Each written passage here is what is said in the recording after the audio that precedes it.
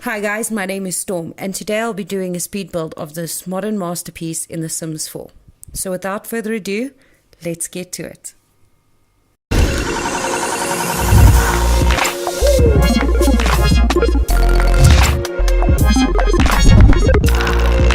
For 10 minutes, you look at other YouTubers and you see other channels and you're like, wow, this person can really talk.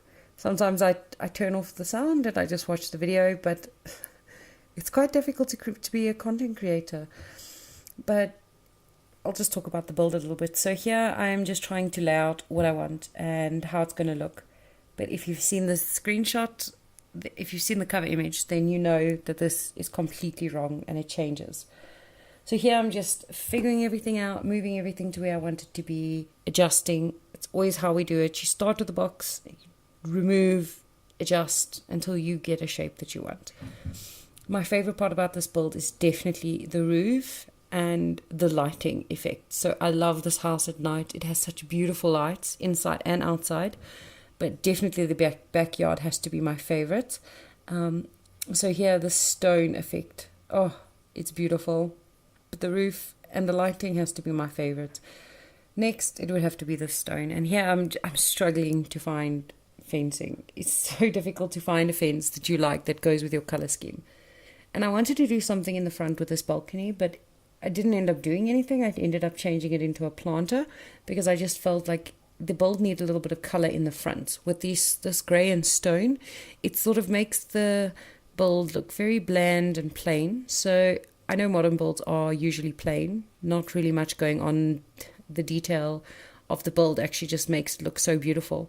But I really wanted to add some color, so I thought greenery was going to be the best. And this must probably the hardest part of any build is for me is the gardens. I hate landscaping. I love building and interiors, but landscaping is definitely not my favorite thing to do.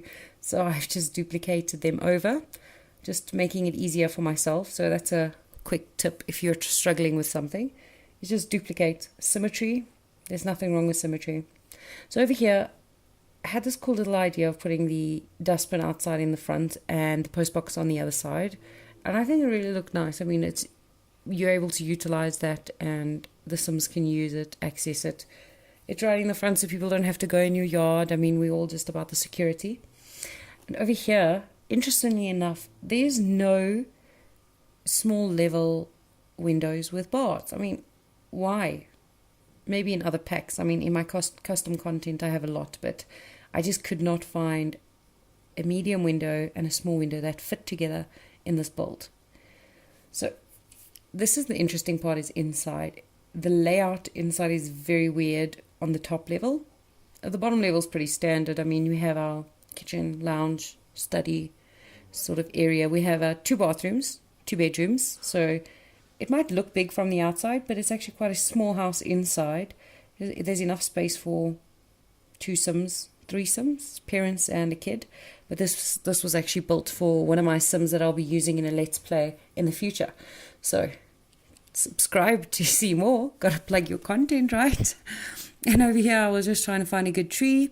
I couldn't find anything I liked, and then I saw the trees on the outside and just duplicated those because that was the easiest. And outside here is the barbecue area. So here is one of my favorite areas of the house, definitely. This backyard is just beautiful. It just came out really, really nice. And I really, really like this in the evening. You'll see when we get to the evening and the lighting effects, you'll see what I mean. But on the inside, it was very interesting to try and find good placing for everything because of it's actually very a skinny house. So it was quite difficult to place things that weren't just boxy. You don't just want boxed rooms the whole time. And I tried to do something here with the kitchen, which you'll see now in a bit, but it just didn't work. So I kind of destroyed the whole kitchen and made it into a little alcove sort of thing. And I really actually liked this half wall in the beginning. And when I changed it to an island count, it actually looked really good, but that didn't end up working either. So I make it a little bit smaller and it's functional. That's all I can say about this kitchen.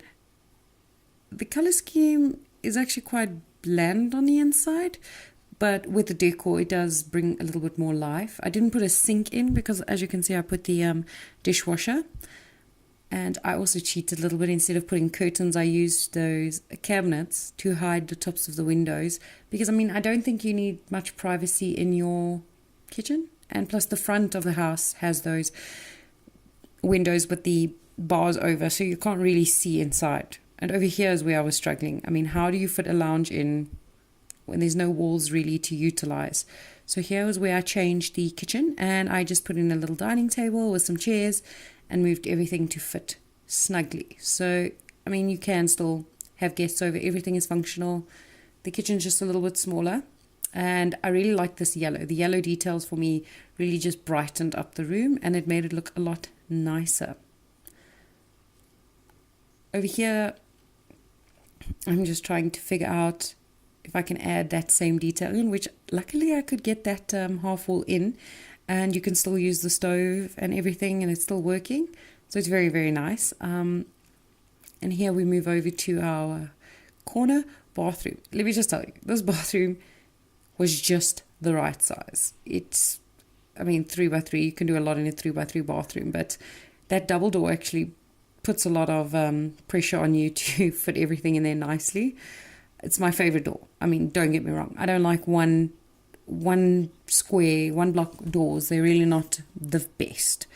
But over here we have her little study.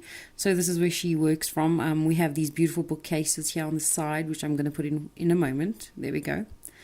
And we have a little seating area where she can sit. See, my idea over here is putting things on top of the bookcase. Like, she stacked images. Instead of making a gallery wall, she just had these paintings on the top of her bookshelf for a later stage, or for other areas of her house which she hadn't yet put on. So, sorry about the screen pause here. I had to go and look at a few things before I could do this. I didn't want to use any custom content, so I was trying to find a nice little lamp there so that people could download this from the gallery if they had the packs that I had. So over here we move to the upstairs, and here you can see what I mean with the very awkward So over here we move to the upstairs, and here you can see what I mean with the very awkward placement of that bathroom. I mean, that is a very weirdly shaped bathroom, but in the end it works. I had to use a one block door because there was no other way to make the bathroom work. And in the bedroom here, you see there's a very long piece there, and I actually get a little mini study in there, and it actually looks really, really good. I wanted to keep the rooms having carpets. Obviously, you're not going to have tiles in a bedroom, and I didn't want to extend the wood too much through the house because I wanted each room to be sort of different. So this is built for a little girl. I think it's a very feminine bedroom, but it could be used for a boy. Could just change some of the colors and it could be used for a boy, but this was made for a little girl. And I love the teals in this bedroom, and those curtains have to be my favorite curtains. But this is my favorite little children's bedroom that I've built so far. And in the Let's Play, we hope that she has a little girl. If not, well, we'll just have to change that up. And here we move on to the master bedroom. So it was also just slightly cramped, but everything seemed to fit and everything works, so that's fine. Got a little dresser and 2 side tables. And I was struggling with lighting in this room because I didn't want it to be too harsh. I wanted the bedroom to be very soft, and, you know, it's a place where she could rest. But, well, this is as far as we go. I'll let you just enjoy the screenshots from here on out. Enjoy the rest of the build. And like and subscribe if you enjoyed this. And I hope to see you again soon. Thanks. Bye.